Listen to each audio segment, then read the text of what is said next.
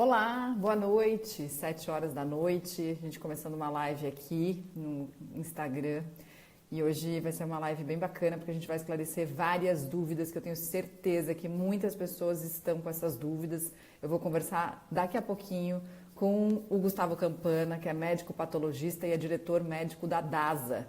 Ele já deve estar entrando, estou falando boa noite aqui para a Sol, para a Sulamita, para a Ângela, para a Fernanda, muito bem-vindos. E eu vou chamar o Dr. Gustavo, o Dr. Campana aqui para conversar com a gente. Vamos ver se ele já entrou. E a gente vai esclarecer dúvidas sobre os testes, sobre o coronavírus. E se você assunto, já pode começar a colocar aqui as suas perguntas, porque hoje é uma oportunidade incrível que a gente vai ter para responder várias questões que ainda estão no ar. Muito bem-vindo, Dr. Campana. Prazer falar contigo. O prazer é meu, Mariana. Boa noite. Boa noite. Primeiro, queria te dar parabéns, porque hoje é dia do profissional de saúde, em nome de todos os profissionais de saúde, então parabéns e parabéns mais uma vez. Eu tenho dito parabéns para todos os profissionais de saúde sempre que eu encontro com eles, porque de fato não é brincadeira o que vocês estão tendo que lidar no dia a dia, então eu deixo aqui meu agradecimento pessoal e em nome de todo mundo que está assistindo a gente também, como reconhecimento pelo esforço, pelo trabalho. Muito obrigado. E parabéns a todos os profissionais de saúde que estão nos assistindo. Muito obrigado.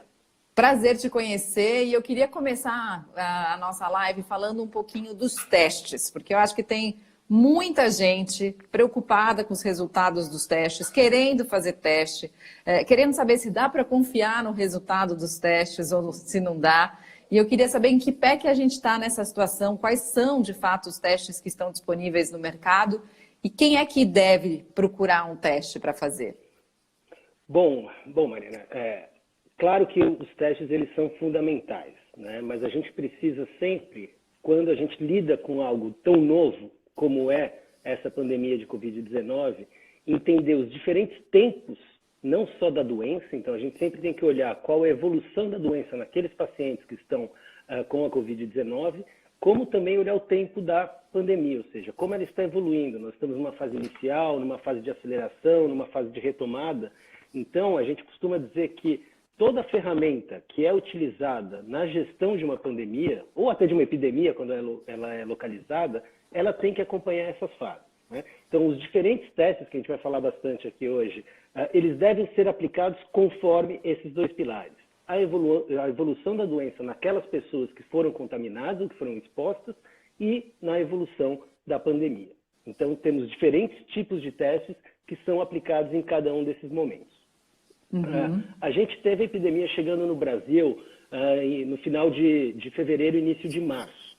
Naquele momento, todos os casos eram importados, ou seja, pessoas que vinham principalmente dos Estados Unidos, da Europa e da Ásia, que eram países que já estavam com o que a gente chama de disseminação local. Então, essas pessoas vinham contaminadas com o vírus e o objetivo, neste primeiro momento, era identificar quem estava contaminado e manter o isolamento individual, né? Por isso que, no primeiro momento, a grande estratégia que nós fizemos na DASA foi realizar a coleta domiciliar, porque ainda não tínhamos pacientes internados, não tínhamos que garantir que esses pacientes que estavam contaminados não fossem a unidades, porque nós atendemos idosos, pacientes portadores de doenças crônicas.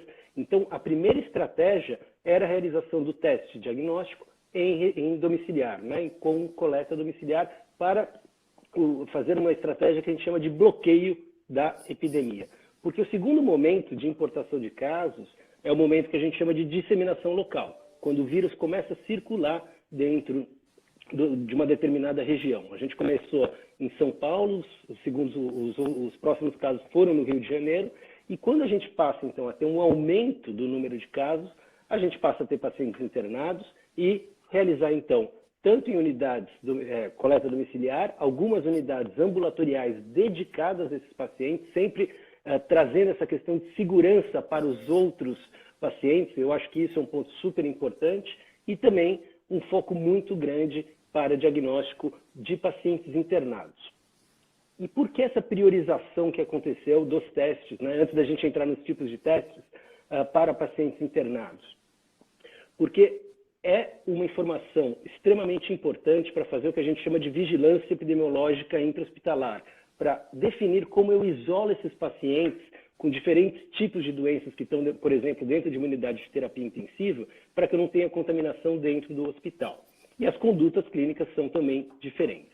Então, a gente passou por um momento de bloqueio, onde a gente olhava as coletas domiciliares, um momento de aceleração, que é onde a gente ainda está, onde a gente foca tanto em unidades dedicadas, hoje a gente tem quase todos os estados unidades dedicadas a pacientes sintomáticos, para não misturar esses pacientes com os pacientes portadores de outros tipos de doença ou que estão fazendo seus exames, e a priorização para a coleta hospitalar, para fazer esse isolamento intra-hospitalar que é tão importante.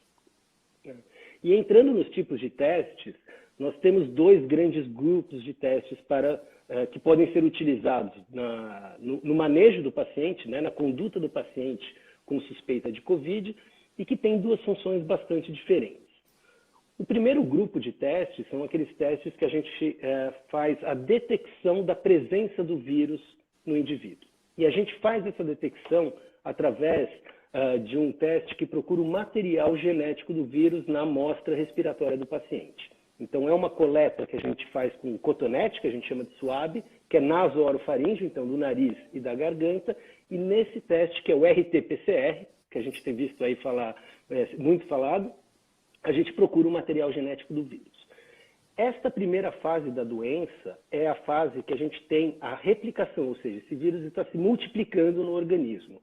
Então, como ele se multiplica, obviamente a gente tem mais material genético dele presente, e esse é o teste ideal para detectar a presença do vírus no organismo.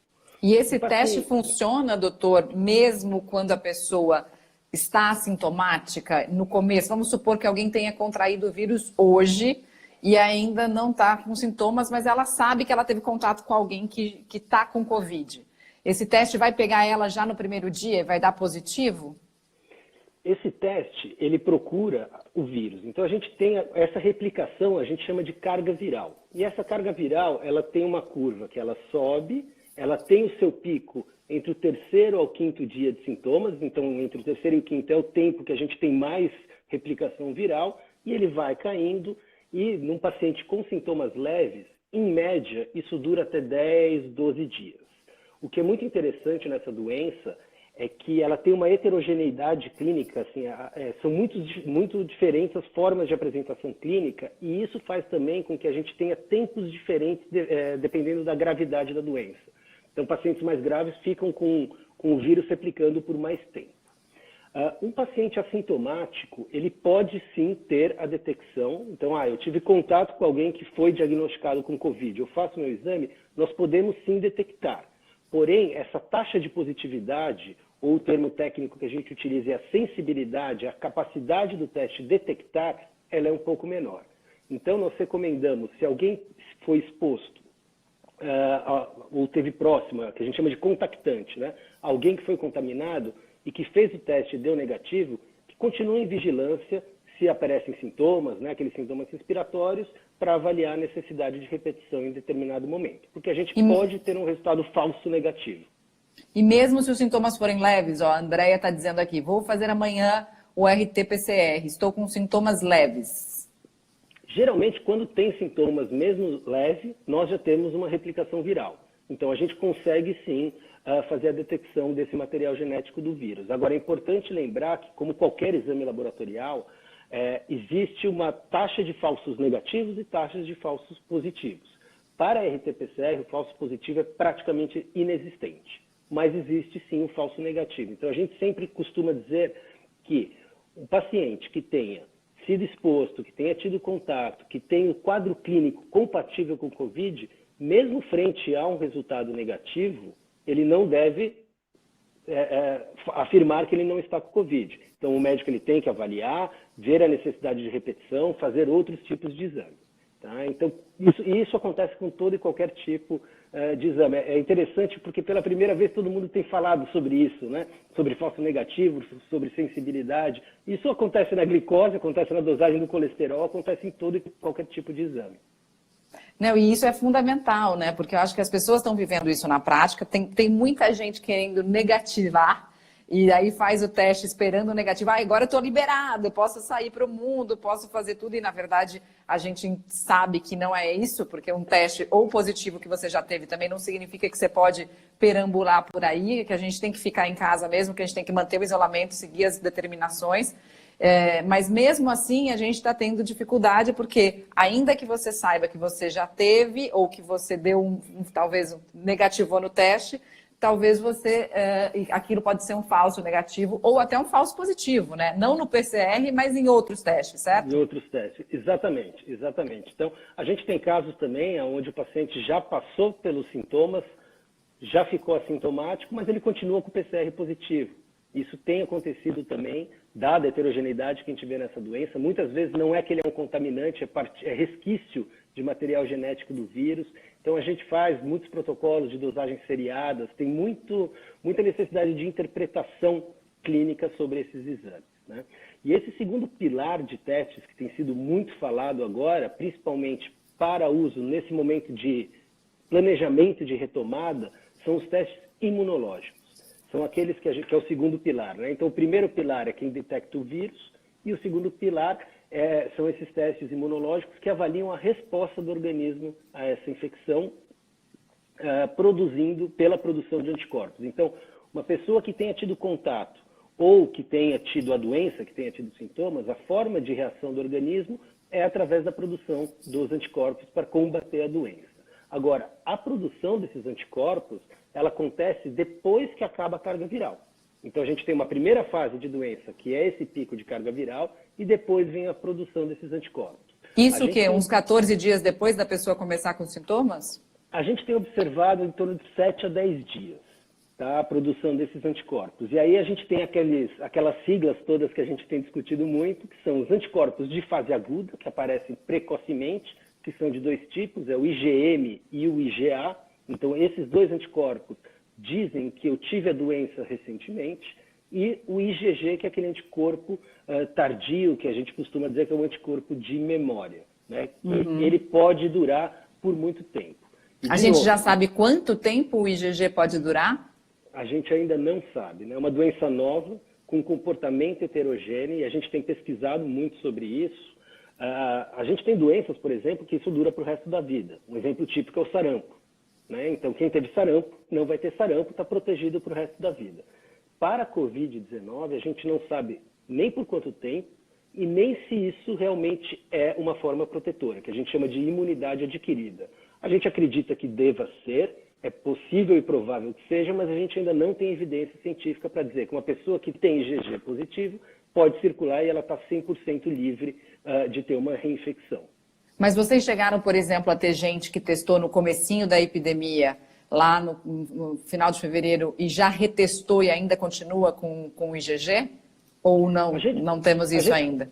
A gente tem casos em torno de 3 meses, que é o tempo que a gente tem mais ou menos da doença aqui. Então, a gente tem pessoas que testaram positivo, sim, lá no início de março, e que hoje continuam com o IgG detectável, né? Então, a gente pode afirmar que ela tem a presença do anticorpo, mas ainda não pode afirmar que ela está com a imunidade adquirida. Mas, realmente, nesse período de 3 meses, a gente tem visto.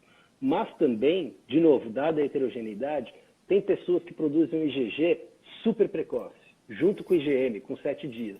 Tem pessoas que produzem depois de 20, 21 dias. Então, essa heterogeneidade tem sido algo super difícil na interpretação desses exames. Então, é por isso que a gente sempre, até nos nossos laudos, nos nossos sites, a gente coloca essas tabelas, as formas de interpretação para auxiliar aos médicos e aos pacientes, porque realmente não tem sido fácil a interpretação do resultado, do conjunto de resultado desses tipos de anticorpos na Covid-19. E já dá para identificar algum fator que, por exemplo, faria com que as pessoas desenvolvessem anticorpos mais rapidamente? Algum outro fator de saúde, digamos assim, a gente pode acelerar isso de alguma maneira? Tem algo que está nas nossas mãos? Não tem.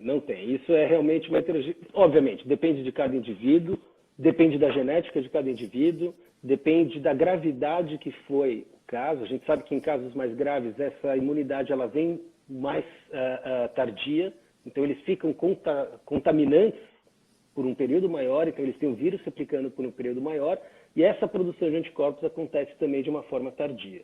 E a gente tem casos que isso é extremamente raro, e que está já publicado em várias revistas científicas de pacientes que fazem o IgG antes do IgM. O que não é, isso não está nos livros. A gente não estudou dessa forma. Então, a heterogeneidade dessa doença é realmente um grande desafio. Ela cria memória antes de ter mesmo o acontecido ali. Exatamente. Que estranho. E os testes são novos também, né, Mariana? A gente, para você ter uma ideia, e isso foi algo muito interessante, né? Quando a gente olha para o RT-PCR, o primeiro caso foi detectado na segunda quinzena de dezembro na China. Na segunda quinzena de janeiro, a gente já tinha todo o sequenciamento do genoma desse vírus, que permitiu que a gente desenvolvesse a RT-PCR. A gente desenvolveu em fevereiro a RT-PCR, começou a oferecer aqui no mercado brasileiro em fevereiro a RT-PCR. Se a gente for olhar para as outras pandemias do passado, isso demorou meses e meses e meses. Então, isso foi super interessante. A gente conseguiu avançar muito no conhecimento científico, mas é uma doença que realmente tem nos desafiado. A Diene está perguntando aqui, o melhor exame é o do cotonete? O do cotonete é esse que a gente está falando agora, que é o RT-PCR. E ela está falando assim, é desagradável fazer? Olha, eu posso dar meu depoimento pessoal, que eu fiz. É desagradável, mas é tão rápido, né? Que, assim, não dura nada. Na hora que você sentiu o incômodo, já terminou o teste. Né? O RT-PCR é o teste para diagnóstico de Covid. É o teste que tem melhor sensibilidade e o teste indicado para fazer o diagnóstico do paciente doente. Ele é incômodo porque a gente faz, esse cotonete ele tem que fazer uma coleta mais profunda. É importante que isso aconteça porque a coleta também pode ser uma variável para um falso negativo, se a gente não faz uma boa coleta, por exemplo. Então, a coleta ela é um pouco incômoda, ela é um pouco mais incômoda em pacientes, por exemplo, que têm desvio de septo. Isso acontece, então, às vezes, tem até um pequeno sangramento, mas ela é super rápida e super segura. A Adriana Freitas está falando assim, ó, tive contato com uma pessoa na segunda-feira, hoje a gente está na quarta, né? Ontem à noite eu me senti muito mal, nossa, tão rápido assim, com fraqueza e muito mal-estar na barriga. Essas coisas são sintomas? Ela pode estar somatizando, doutor? Pode, né? Na verdade, o que acontece? Nós temos um período, e isso é comum a qualquer infecção, se chama período de incubação. O que é o período de incubação? É o período entre o contato com o vírus até o aparecimento dos sintomas. Na Covid-19, em média, isso dura 6 dias. Ou seja, uma pessoa foi exposta ao vírus, está contaminada, ela demora em média 6 dias para apresentar os sintomas. De novo, isso pode variar. Tem pessoas que apresentam mais precoce, pessoas que apresentam um pouco mais tardio. Mas essa é a média. Também não podemos afirmar que uma pessoa, nesse período, ainda não está transmitindo. Ela pode, sim, estar assintomática e começar a transmitir. Então, quais são... E aí a gente tem aqueles sintomas que são os mais comuns, os mais habituais que a gente tem observado na Covid. Febre é um sintoma bastante comum e até um dos critérios para diagnóstico de Covid. Nós temos algo que é muito interessante, a gente tem visto muito nessa doença, que é a perda do olfato e a perda do paladar. Então, existem relatos de muitos pacientes que, assim, de uma hora para outra, não consigo sentir o cheiro de mais, não consigo sentir o gosto de mais nada. Horrível, eu tive isso. Você teve isso? Tive, volta, totalmente. Na maioria das vezes, gradual, né? Gradualmente vai voltando. Gradualmente. Isso tem sido muito comum. E depois a gente tem o mal-estar, dor de cabeça, tosse, espirro, secreção nasal, coriza. Então, é uma síndrome gripal. Mas ela mesmo no sintomático leve, ela é um pouquinho mais forte, vamos dizer assim, do que um resfriado comum, né? Mas esse mal-estar na barriga, que a Adriana relata, eu já ouvi muitas pessoas relatando também. Eu também tive desconforto abdominal. Isso é muito interessante. Esse vírus, ele entra, porque o vírus, ele não é um ser vivo. O vírus, ele precisa de um hospedeiro, que a gente chama, ele precisa de um ser vivo para poder se replicar. Então, ele entra na nossa célula para conseguir fazer essa replicação. E ele usa um receptor específico que é muito presente nas células respiratórias, nas células cardíacas e nas células do intestino. Por isso que ele tem essa afinidade também com o intestino. Então é muito comum o desconforto abdominal, muito relato de diarreia. Então tem uma mudança de hábito intestinal sim que pode acontecer. Agora tem uma pergunta aqui de $1 milhão da Juliana. Até quando ficar em casa? Olha, isso é realmente o mais difícil de responder. O que a gente tem certeza é que isso depende de onde você mora, né? Então, assim como a gente estratégias diferentes em diferentes regiões, a retomada ela também tem que ser diferente para diferentes regiões, né? Então, isso leva em conta qual é a amplitude da epidemia em cada um dos locais, isso leva em conta o tipo de trabalho que cada um faz. O que eu acho que é mais importante de apontar nesse momento de retomada é que ela tem que ser extremamente planejada. Ela não é que uma virada de chave que amanhã volta para a vida normal como era em janeiro. Isso realmente não existe. Então, ela tem um planejamento, as empresas têm que se planejar como elas vão lidar nesse momento de retomada. O teste passa a ser mais importante ainda, porque quando a gente faz a retomada, o nosso objetivo é identificar rápido pessoas que possam ser contaminantes para isolar e avaliar também quem está próximo a elas, que a gente chama de contactantes, né? Então, essa questão de empresas, e hoje a gente já vê em supermercados, por exemplo, de medir temperatura na entrada, isso é super importante, porque essas pessoas podem ser contaminantes. E aí entram os protocolos de teste, e o que eu acho que vai ser um grande desafio para a população brasileira é a mudança de hábito na retomada, né? A gente vai ter um comportamento diferente. Nós latinos, né, nós somos muito mais íntimos, essa questão de como cumprimentar as pessoas, de como se portar dentro de uma reunião. Então, essa cultura de comportamento e hábitos vai realmente ter que sofrer uma mudança.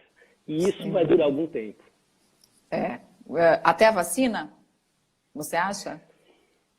A gente deve ter a vacina em breve, né? Eu acho que tem muita empresa estudando. O que é super interessante... Breve é quando? Olha, a gente acredita que 12 a 18 meses. 12 a 18 meses, gente, isso é breve. Eu acho muito difícil ter antes disso. Tomara que aconteça, espero que eu esteja errado nesse aspecto. Mas o que é interessante é que muitos dos estudos que têm sido realizados hoje com vacinas não são novas vacinas, e sim vacinas já existentes para vírus semelhantes que estão sendo adaptadas. E isso ganha-se muito tempo, né? Então, para a gente ter uma ideia, o coronavírus tem 7 tipos de coronavírus que infectam os humanos. Então, a gente já tem um conhecimento desse tipo de vírus e já tem vacina para outros tipos de coronavírus que tem sido muito a base para esse desenvolvimento. Agora, certamente, a gente não vai ter uma vacina que vai durar para sempre. É como acontece no H1N1, na própria influenza. Por que a gente toma vacina da gripe todo ano? Porque o vírus sofre mutação e eu tenho que estar protegido para o vírus que está circulando naquele determinado ano. Então, ela é feita de maneira anual, porque avalia qual é o tipo de vírus que está circulando, porque ele sofre muita mutação. Falando nisso, é verdade, eu ouvi falar que já há uma mutação na China em que você passa mais tempo assintomático, mas transmitindo? Olha, de fato, isso é super interessante. A gente está fazendo agora um estudo, a gente teve 10 casos que vieram de países diferentes no começo da epidemia. A gente tem de Israel, tem dos Estados Unidos, tem da Espanha, tem da Inglaterra, tem da China, e a gente está sequenciando o genoma desses vírus. E a gente está encontrando uma diferença muito grande. Então, a gente monta uma árvore, como se fosse uma árvore genealógica, né? Que a gente chama, para gene, a gente chama de filogenética. A gente monta essa árvore e a gente vê diferença, sim. A gente vê que esse vírus já chegou de forma diferente, mesmo lá no começo da epidemia. E, certamente, a diferença genética do vírus tem um impacto na forma que ele causa a doença. Assim como a gente acredita que também a genética do indivíduo que está infectado também tem um impacto. Então, tem sido muito estudado isso. Vamos sequenciar o genoma. A gente tem um projeto de sequenciamento de genoma do paciente, comparando pacientes graves com pacientes com sintomas leves, para entender, será que tem algum impacto genético nisso? Mas isso ainda é uma pesquisa inicial. A gente ainda não consegue afirmar muita coisa. Mas a gente pode supor que o fato da gente ter importado diferentes genomas de vírus e ter aqui uma população tão geneticamente diferente, com tanta mistura no Brasil, aumenta as nossas possibilidades de ter manifestações tão diversas da doença? É possível, é possível. A gente tem uma heterogeneidade genética no Brasil gigantesca, né?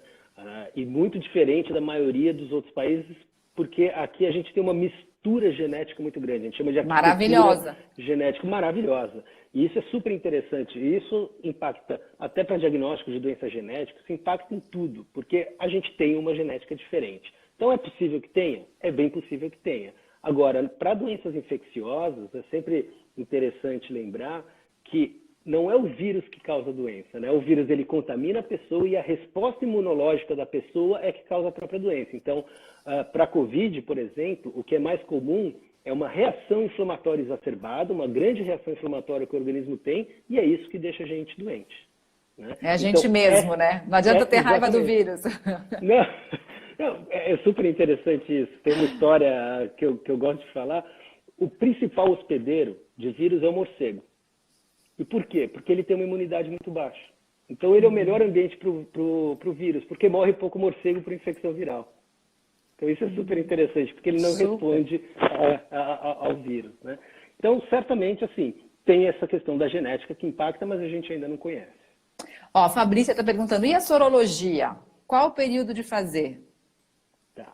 Bom, a sorologia, que está dentro daquele pilar dos testes imunológicos, que avalia, então, aqueles dois grupos de anticorpos, né? A fase precoce, que é ou fase aguda, que é o IgA ou o IgM. E aqui já vou apontar algo que tem sido muito discutido. Existe diferença entre o IgA e o IgM, que são esses dois anticorpos de fase aguda? Pouquíssimo. Tá? A gente tem alguns estudos que demonstram que o IgA aparece um pouco mais precoce do que o IgM, mas a interpretação clínica é a mesma.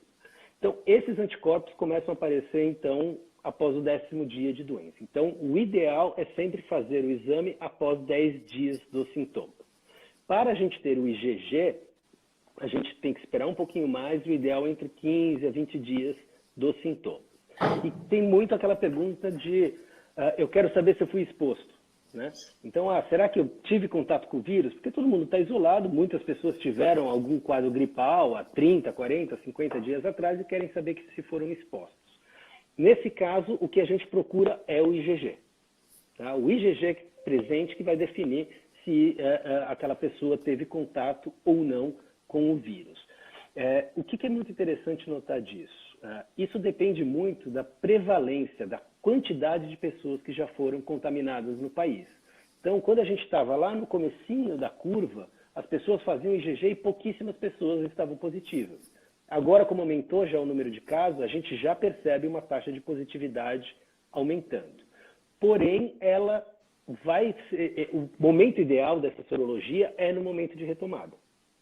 Então, a gente sempre fala, qual é o momento da epidemia ideal? É o momento de retomada.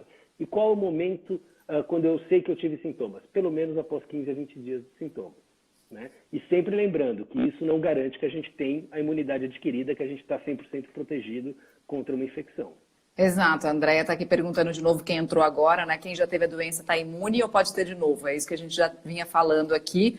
Há testes que mostram que pessoas ainda têm o IgG que marca a imunidade nesses 3 meses de pandemia até aqui, mas não sabemos daqui para frente, não sabemos quanto vai durar, até porque não temos essa experiência ainda com a doença aqui no Brasil, né? Não tem gente que pegou há mais tempo que isso.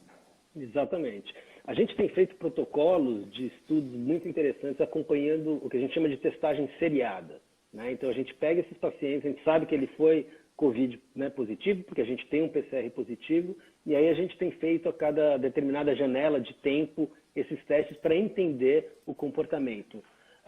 Então, é aquilo que eu te falei, a gente tem casos que tem já 3 meses de IgG positivo, a gente tem casos que tivemos RT-PCR positivo e demorou quase 2 meses para começar a fazer o que a gente chama de soroconversão, ou seja, produção de anticorpos, pelo menos num nível detectável. Eu não posso afirmar que ele não tinha uma produção que o exame não é capaz de detectar.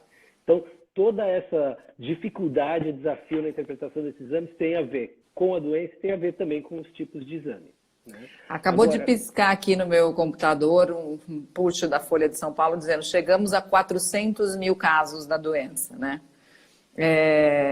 A gente vê esse número, obviamente a gente fica assustado, é muita gente contaminada e o número de mortes também aumenta todo dia, mais de 1.000.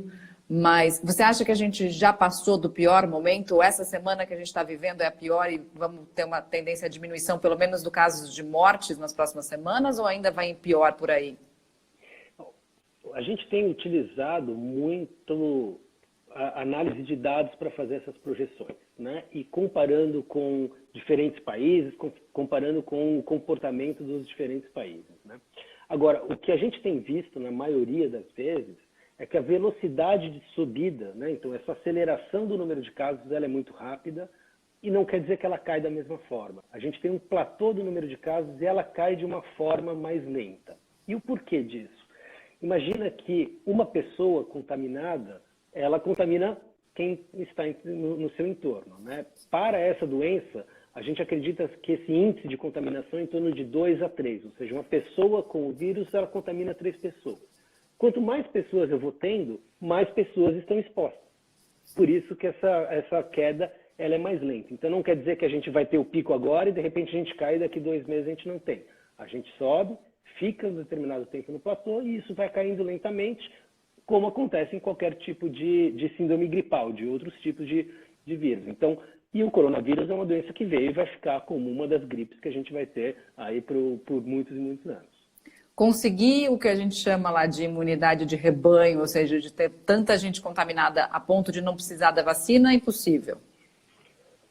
É muito difícil. Isso nas síndromes gripais é muito difícil, por isso que a gente tem que ter a vacina, né? Então, na verdade, essa imunidade de rebanho, ela vai acontecer de certa forma, com o tempo, com a exposição das pessoas. A gente vai ter uma proporção muito grande das pessoas que vão ter anticorpos e se realmente a gente comprovar que eles trazem a imunidade adquirida, vai estar imune e tem uma proporção que vai ter que tomar a vacina, né? Então, aquela taxa de cobertura de vacina que a gente fala, qual é o percentual da população que tem que tomar vacina? Ela é um cálculo que leva exatamente essas duas variáveis para ser estudada. Qual é a prevalência da doença, qual é o número de pessoas que cada um contamina e a imunidade de rebanho para eu calcular qual é a mínima taxa de cobertura eu tenho que ter para qualquer tipo de doença infecciosa. Então, isso também a gente vai ficar sabendo só lá na frente. E ainda assim a gente vai depender das mutações do vírus que vão vir, né? Exatamente, exatamente. E aí, a cada ano, a cada determinado tempo, que a gente vai conhecer também mais para frente, essas vacinas vão sendo adequadas para o vírus que está circulando naquele determinado ano. Tem uma pergunta aqui, ó. Após os 14 dias da quarentena, sendo o teste PCR positivo, quanto tempo após eu posso fazer um exame para saber se já tem anticorpos? Mais ou menos isso que a gente já estava respondendo, né? Exatamente. Varia, mas... Mínimo de 10 dias. Porque, por exemplo, a gente fez alguns estudos para pacientes com entre 3, 4, 5 dias de sintomas, a sensibilidade, ou seja, a capacidade do teste de ficar positivo, ele é de 25%. Então, imagina que a gente vai ter 75% das pessoas que ficaram doentes e vão dar negativo o teste, porque o tempo de realização não foi o tempo adequado. Então, quem teve sintomas e quer fazer sorologia, no mínimo 10 dias. E um resultado negativo não exclui, tem que ter uma interpretação de um médico para ver se precisa realizar novamente. Olha que interessante, eu fiz o meu exame um dia depois de começar a ter sintomas e deu positivo. Essa variação porque ele sobe, o vírus sobe, ele tem esse pico entre 3 a 5 dias. A gente tem pessoas que a gente já detectou mesmo antes dos sintomas.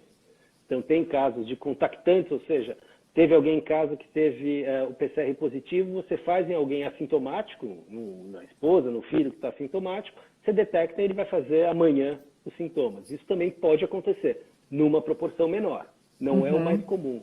Então, em laboratório a gente usa muito estatística, né? Ou seja, qual é o momento ideal que eu tenho a maior probabilidade de dar o teste positivo, para que a gente consiga adequar os recursos certos nos momentos certos. Não, exatamente. Até primeiro, para você não gastar dinheiro à toa, porque você vai pagar o teste, para o laboratório não ter trabalho à toa, porque depois vai ter que refazer o teste, a gente sabe que os recursos são finitos. Então, essas informações, elas são super importantes para que a gente não gaste com deslocamento, que a gente não saia de casa sem precisar sair e que a gente economize recursos, porque eu acho que mais do que nunca agora a gente está aprendendo que em tudo, não só nas questões de saúde, porque a gente acha, né, que quem dá saúde para a gente é ou o plano de saúde, ou o governo, ou a empresa onde a gente trabalha. Mas a gente não entende que, na verdade, esses recursos todos são finitos e que a gente tem que dar saúde para a gente mesmo. E acho que a gente está tendo uma grande oportunidade de aprender isso, né? A nossa responsabilidade sobre a saúde, não só a individual, mas a coletiva. Então, essas informações são absolutamente fundamentais. Não, exatamente. E olha que interessante. Esse exame não existia em janeiro, né? Na verdade, em dezembro que ele começou na China. Hoje, o mundo inteiro faz o mesmo exame em ampla escala. Então, o mundo inteiro quer comprar os mesmos equipamentos, os mesmos reagentes. As fábricas que produzem esses reagentes, elas não tinham como produzir um volume que atendesse a essa demanda global. Então, a gente costuma dizer que tem uma competição global pelos mesmos recursos, né?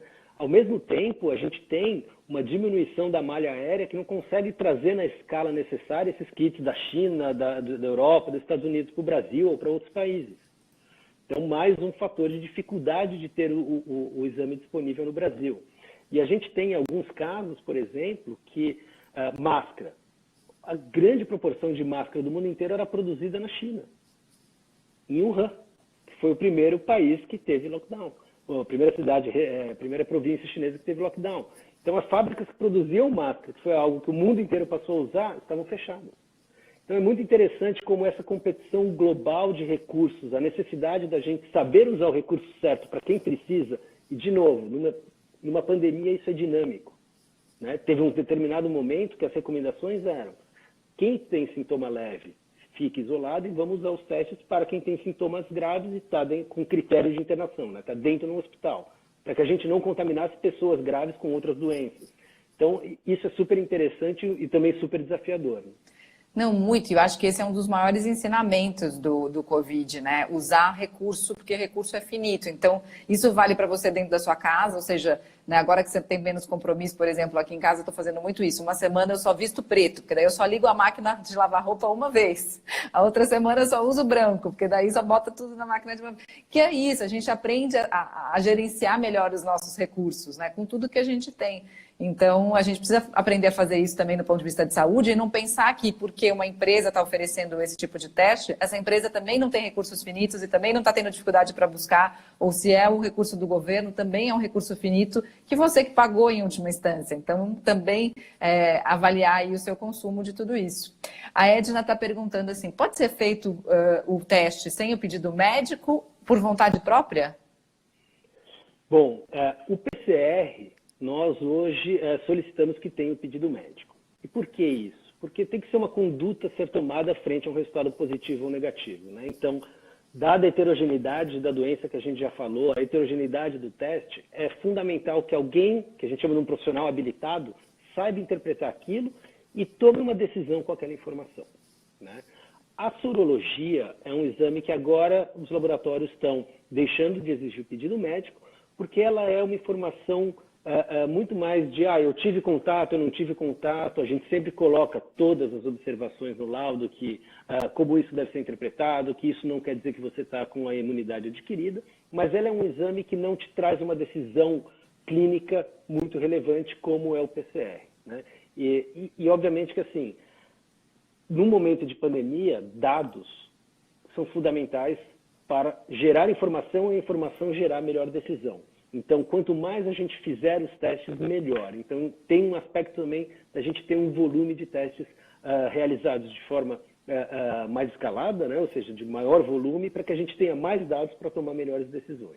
Então, doutor, eu tenho ouvido muita gente querendo fazer o teste, assim, óbvio, né? Todo mundo está se identificando com essa situação. Poxa, eu estou com saudade dos meus pais, eu quero vê-los. Então, eu vou lá e vou fazer a sorologia, e se eu já tive, beleza, agora eu posso ir ao encontro deles. Ou se eu tiver um negativo, eu não estou contaminada, então, já que eu fiquei na minha casa 14 dias, eu posso ir visitar os meus pais que são idosos, por exemplo. O senhor recomenda teste para esse tipo de decisão? Não. O teste ele não deve ser um fator de decisão se eu vou visitar alguém ou se eu não vou visitar alguém. O teste ele demonstra como está a sua resposta imunológica e isso tem que ter uma interpretação muito clara, porque eu posso estar com um IgG positivo, mas eu posso ter... eu não estou com a doença, mas eu posso ter tido contato, transmitir. Então, a gente não recomenda que seja feito dessa forma. E a gente tem que proteger aqueles que a gente está visitando, né? Então, às vezes eu vou visitar um idoso, essa pessoa, se tiver contato com o vírus, ela pode ter um quadro mais grave, né? Então, o teste, ele não é o fator de maior segurança. O fator de maior segurança é o uso de máscara, o distanciamento social. A gente fala muito de isolamento, mas é importante, quando a gente tiver o retorno do distanciamento. Então, certamente as empresas vão mudar o seu modelo de trabalho, a gente vai ter mais distância, um distanciamento maior entre as baias, entre as cadeiras, no refeitório, os hábitos, a questão de lavagem das mãos, de uso de álcool gel, o não compartilhar objetos pessoais que é comum, usa meu celular, usa minha caneta, pega meu notebook, isso também a gente vai ter que ter uma cultura de não realizar. Essas ações, elas são muito mais seguras do que o próprio teste. O teste é uma informação complementar, o teste sorológico, né? Uma informação complementar que ajuda a gente a entender a proporção de pessoas que tiveram, que a gente chama de vigilância. Agora, o PCR não. A pessoa que está com PCR positivo, mesmo assintomática, não deve ter contato, porque ela é um potencial contaminante. E se ela já está com o IgG? Isso é muito difícil. A gente tem casos mais graves, pacientes que tiveram doença, passaram da doença, ficaram assintomáticos, têm o IgG, mas ficam com uma PCR persistente. Não é algo super comum, é algo raro. E a gente já tem estudos mostrando que isso não é o vírus replicando, isso é, na verdade, resquício de material genético, células mortas que tinham material genético que estão na secreção do paciente. Então, mas de novo, isso tem que ter uma interpretação muito grande, né? Alguém tem que entender como foi a dinâmica desses sintomas, há quanto tempo eles passaram. A Organização Mundial de Saúde, ela tem um critério que é importante, que, por exemplo, a gente usa muito isso em profissionais de saúde, porque eles precisam retornar para a gente ter médico, fisioterapeuta, enfermeiro nos hospitais. O critério da Organização Mundial de Saúde, ele é 3 dias sem sintomas, com no mínimo 7 dias do início deles. Então é um critério clínico, que a gente chama, que determina qual é o melhor momento para a pessoa retomar, porque ela tem a menor chance de ser um contaminante. Então a questão do sintoma também é fundamental nesse aspecto. E a gente tem visto muito, né? Eu tenho conversado com várias empresas de saúde, tem muitos profissionais de saúde contaminados, voltando ao trabalho e que sofrem preconceito dos próprios colegas, muitas vezes, né? Que não estão seguros o suficiente para... Poxa, mas você já está de volta. E essas pessoas que pegaram, né, que se contaminaram na batalha, na luta de todo dia, sofrem um estigma na volta, que também é muito complicado, né? Exatamente. É uma cultura nova, é um hábito novo que a gente tem que ter. É super interessante que a gente mantém hoje um distanciamento, né? Você está andando, às vezes tem que ir até a farmácia, por exemplo, você está caminhando na rua, vem alguém, você se afasta já. A gente parece que as pessoas têm receio, e isso realmente tem acontecido. Agora, os profissionais de saúde, realmente eles têm protocolos muito específicos para, não só de saúde, mas os trabalhadores essenciais. A gente tem discutido muito com empresas que têm plataformas de petróleo, por exemplo.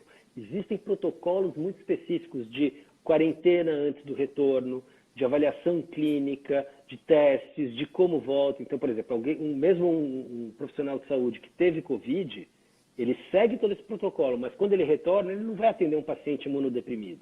Ele não vai atender um paciente oncológico. Então, tem muitos protocolos que são seguidos para dar segurança não só para o indivíduo que está retornando, mas para os seus colegas de trabalho, como você citou, e para quem ele atende também. Agora, deixa eu fazer uma pergunta particular. Eu que tive PCR positivo no começo, né? Como é que hoje eu enxergo isso? Eu enxergo do tipo assim, se eu tenho que sair, eu tenho evitado ao máximo ir ao supermercado, por exemplo, que é o único lugar onde eu vou. Mas, às vezes, eu tenho que ir porque o delivery não consegue...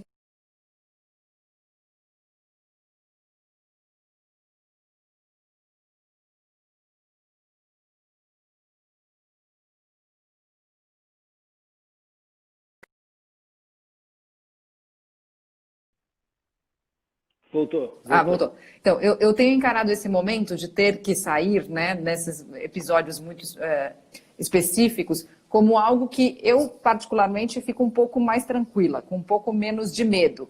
Mas isso não significa que eu vou, por exemplo, visitar meu pai. Não vi meu pai desde o início da pandemia. Isso é correto ou eu deveria ter uma outra postura? Eu entendo isso como uma forma correta, sim, Mariana. É bem provável que sim, você tem uma imunidade. Por quanto tempo, a gente não sabe. Qual é o grau de segurança dessa imunidade, a gente não sabe. Mas é bem provável que você tenha. É mais provável que tenha do que não tenha. A gente não tem evidência, mas é mais provável que tenha do que não tenha. Mas essa questão do tempo, a gente não consegue dizer. A questão do grau, será que por eu ter a presença de anticorpo IgG que eu já tive, será que eu não tenho nem um pouco de... Eu não desenvolvo sintomas ou será que eu nem pego esse vírus? Ou eu posso ter o vírus replicando, eu não desenvolvo sintoma, mas eu posso ser um contaminante. Então, tem muitas respostas que têm que ser dadas. Então, eu acho que seguir as orientações como você tem feito, eu acho que realmente é a melhor abordagem. Agora, eu tenho ouvido várias histórias de pessoas que deram positivo, que tiveram um teste positivo numa mesma família e que aí, por exemplo, filhos e parceiros testaram e deram negativo. Isso pode de fato acontecer? Ou se a pessoa teve um contato físico, é muito provável que aquilo seja um, digamos, erro do teste? Isso acontece. É bem provável que aconteça. A gente tem um estudo super interessante que foi publicado numa das grandes revistas científicas, que é a Nature. Eles fizeram avaliação de, são 160 e poucos, contactantes de pessoas que tiveram, ou familiares de pessoas que tiveram PCR positivo. Eles encontraram 4,3% de positividade. Uau! Olha como é baixo. E a gente tem visto esses dados muito semelhantes aqui. Então, a gente diariamente recebe ligações no laboratório das pessoas perguntando, olha, mas eu moro aqui em casa, 2 pessoas tiveram, 3 testaram com sorologia negativa. Isso é esperado. Por isso que o teste sorológico ele tem um momento ideal para ser feito na evolução da epidemia e ser feito também de forma seriada. Então, esse é um teste que a gente vai fazer ainda algumas vezes durante o tempo para entender como que é essa dinâmica do vírus, né? Então, a gente tem feito protocolos em profissionais essenciais, por exemplo, que já estão, né, que não saíram, né, não tiveram isolamento como os não essenciais, onde a gente faz os testes de forma seriada. Porque daí a gente entende essa dinâmica e também entende qual é o comportamento da infecção dentro de uma empresa. Será que a fábrica de determinado lugar tem mais casos do que de outro? Será que eu tenho pessoas que um cluster ali, um tipo de área dentro da empresa que está tendo mais contaminação? Então, esses testes ajudam também nesse aspecto de gestão epidemiológica do retorno.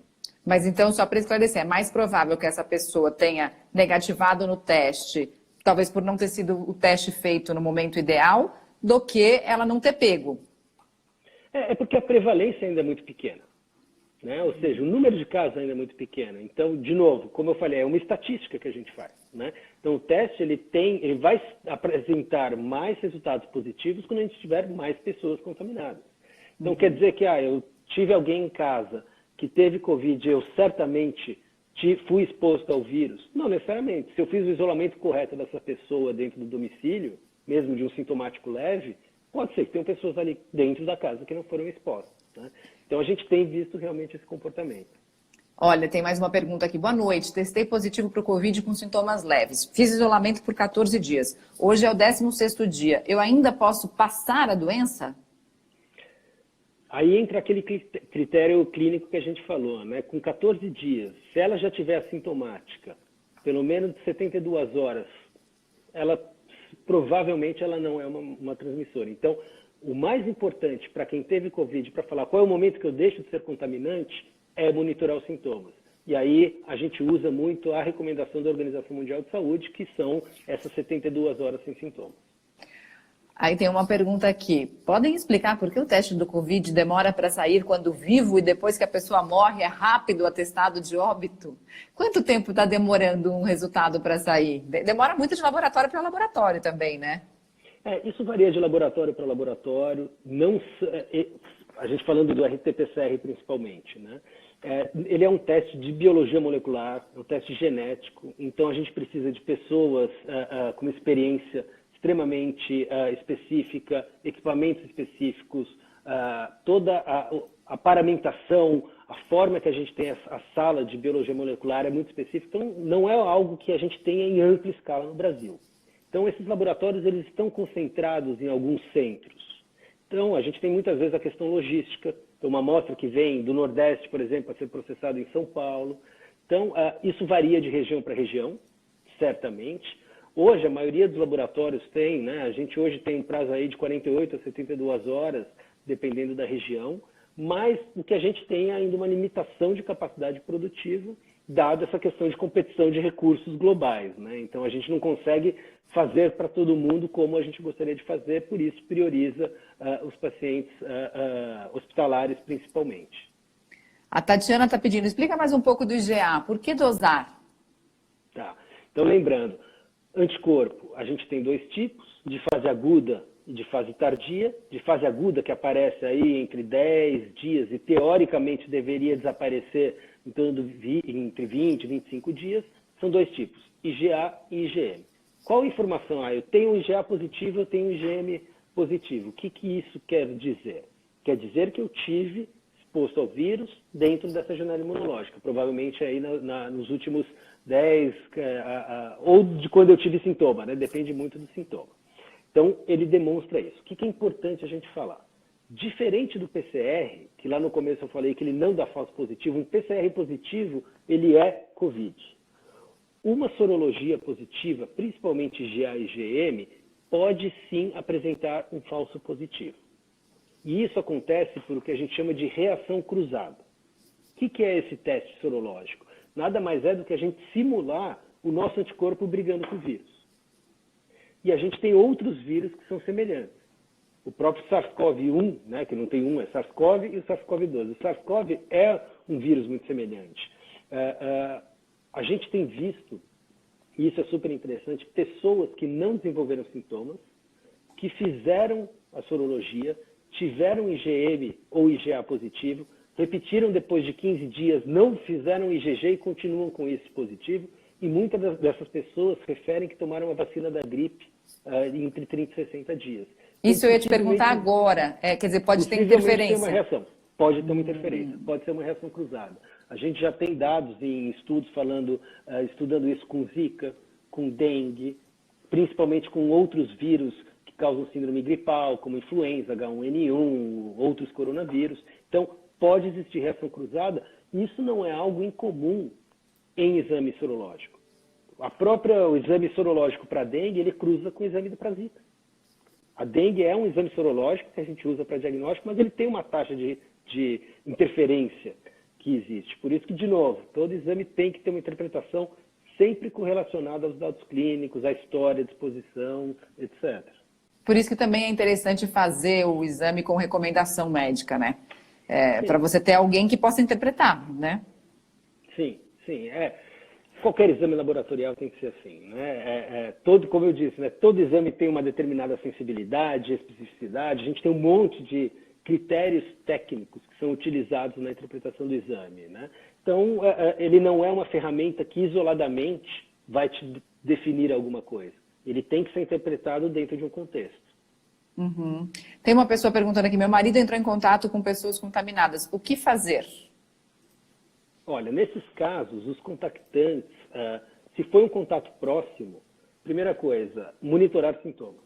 Né? Se aparecer qualquer sintoma, manter-se em isolamento. O ideal aí a recomendação já é o isolamento, né, nesse momento, mas manter o isolamento, acompanhar sintomas.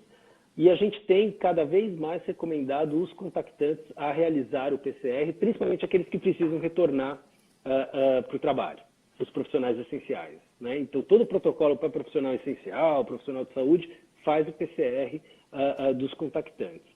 E para a população geral, a gente tem sempre essa recomendação de monitoramento dos sintomas, do aparecimento deles. Né? Uhum. A Tuca está dizendo, se o ideal é a realização seriada do teste sorológico, o ideal seria ele entrar no rol da ANS? Olha, essa é uma discussão comercial. Né? Assim, esse é um teste que veio para ficar como várias outras sorologias.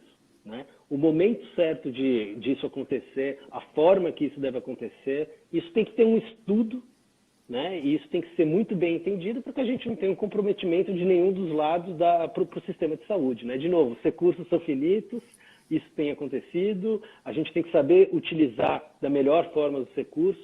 Então, todas essas discussões já acontecem, né? Mas como qualquer outra discussão de inserção de um exame no rol, ela tem que ser entendida, ela tem que ser planejada, ela tem que ser feita da forma que a gente consiga entender o que isso vai gerar de custo para o sistema de saúde, a ausência disso, o que vai gerar de complicações para o sistema de saúde. Então, é uma conversa bastante ampla. Muito. A Adriana diz que fez a sorologia, teve a doença há mais de 35 dias e já tem anticorpos. Minha mãe não teve, ela está falando. A sorologia dela deu negativa. Ela mora comigo. Posso transmitir para ela, mesmo depois de ter dado positivo o IgG? Provavelmente ela não está. Né? Então, se ela já está com IgG, ela teve há várias semanas o PCR positivo, ela não é uma pessoa que ela não é contaminante. Né? Ou seja, ela não tem a replicação viral, ela não é contaminante. Então, nesse caso, ela pode ficar tranquila e continuar da maneira que ela está vivendo em casa. Agora, tomando cuidado, né? Porque se ela for, Sim. por exemplo, sair de casa, encostar em alguma coisa e tiver com um vírus, ela pode transmitir para a mãe dela dentro de casa, né? Exatamente. Então, vale muito aquilo que a gente estava falando lá dos outros cuidados, da máscara, do álcool gel, de lavar as mãos, de deixar o sapato fora de casa, né? De tomar todos esses cuidados que a gente está aprendendo também, né? A mudar os nossos hábitos, né? Isso é para todo mundo. Isso é É. para todo mundo, né? Então, não importa se eu tive, se eu não tive, se eu vou ter, se eu não vou. Esses novos hábitos, eles nos protegem e protegem quem está próximo a gente. Então, isso realmente tem que ser indicado para todo mundo. Agora, a gente tá quase acabando aqui o nosso tempo. Eu queria te fazer uma pergunta pessoal. Qual é o maior desafio pessoal do diretor médico da maior empresa de diagnósticos da América Latina? Ótima pergunta. O desafio é conseguir aplicar a ferramenta certa no momento certo. Isso a gente tem discutido muito, né? Então, muitas vezes você tem que dar um passo atrás e recomendar uma priorização só para pacientes hospitalares, porque você sabe que não estão saindo os aviões da China para trazerem os testes. Então, porque eu, como médico, gostaria de testar todo mundo e fazer o diagnóstico de todo mundo. Infelizmente, a gente não tem isso. Então, adequar a decisão ao momento correto e a melhor decisão, esse eu acho que tem sido um grande desafio. E um segundo desafio que tem sido algo de grande investimento é a questão de pesquisa e desenvolvimento, né? Eu acho que nunca na história de laboratório pesquisa e desenvolvimento foi tão importante como agora. Então a gente tem um time hoje voltado à pesquisa e desenvolvimento, olhando novos tipos de teste, melhorando os testes que já existem. Então isso é fundamental para a gente conseguir dar a melhor informação, né? Então as pessoas precisam ter a melhor informação e o sistema, né, o governo também precisa ter a melhor informação, porque qualquer tomada de decisão é baseada na informação do resultado laboratorial. E eu acho que o outro desafio é o da informação, que é o que a gente está fazendo agora. Nunca a população falou tanto de exame como se fala hoje. Todo mundo fala IgM, todo mundo fala IgG, todo mundo fala RT-PCR. Então, levar a informação correta é algo que a gente tem focado muito, né? Trazer a melhor informação, uma informação técnica, porque isso tem sido algo que tem impactado de uma forma direta na vida das pessoas. Doutor Gustavo, o senhor está animado com a cooperação que está surgindo no meio médico? Porque antes a gente via muitas pessoas de entidades médicas diferentes competindo entre si. E essa doença trouxe uma colaboração, eu acho que jamais vista, né? Isso é super interessante. Os grupos de discussão, eles quebraram essa barreira, né? Então a gente discute muito com parceiros nossos, com os laboratórios, as melhores estratégias. E eu acho que nesse aspecto, algo que tem acontecido muito, que eu acho que é maravilhoso, tanto no desenvolvimento, na pesquisa e desenvolvimento, quanto na atuação mesmo, é a parceria público-privada, né? Então a gente lançou o teste em fevereiro numa parceria com o Instituto de Medicina Tropical da USP. E isso ganhou uma velocidade para ambas as partes. Então, essa parceria público-privada, privada com a academia, isso é algo que veio para ficar e é algo que muda o patamar do Brasil, porque a gente aprendeu algo, a gente não é produtor de insumos, a gente depende totalmente do mercado externo. Então, é importante a gente sair de forma diferente, entendendo, né, essas lições aprendidas com a epidemia, para que, quando tiver a próxima, a gente esteja mais bem preparado para isso. Oxalá, oxalá. Queria agradecer muito ao Dr. Gustavo Campana, que é diretor médico da DASA, e quer dar algum recado final, quer falar mais alguma coisa? Eu adorei, foi muito esclarecedor. Que bom, que bom. Mas eu acho que a grande informação que a gente tem que passar é que o exame, ele por si só, não toma uma decisão, né? Então as pessoas têm que entender que o exame ele faz parte de um conjunto de informações, ele faz parte de uma ferramenta maior para se tomar uma decisão. Óbvio, todo mundo está curioso para saber se teve ou não teve essa doença. A gente só fala dessa doença, né? Ela está hoje presente qualquer segundo na vida de todo mundo, mas a gente tem que ser muito criterioso com essa informação. Ela muda, os testes que a gente vai ter daqui a 3 meses, eles vão ser melhores do que os testes que a gente tem hoje, porque os de hoje são os melhores do que aqueles que a gente teve em fevereiro, né? Sem então, dúvida. Essa informação, ela muda, é dinâmico, epidemia é assim, é dinâmica, as decisões têm que acompanhar essa evolução. Muito obrigada pela tua participação. Queria agradecer a todo mundo também que ficou ligado aqui com a gente, que assistiu. Muitas perguntas que a gente não conseguiu responder porque não deu tempo, mas fica o convite aqui para voltar, quando quiser. Tá bom? Maravilha, eu que agradeço. Muito Foi ótimo. obrigada. Um beijo. Obrigado. Bom Beijo, trabalho e bom. parabéns mais uma vez. Tchau, Muito tchau. obrigado. Tchau, tchau. Tchau.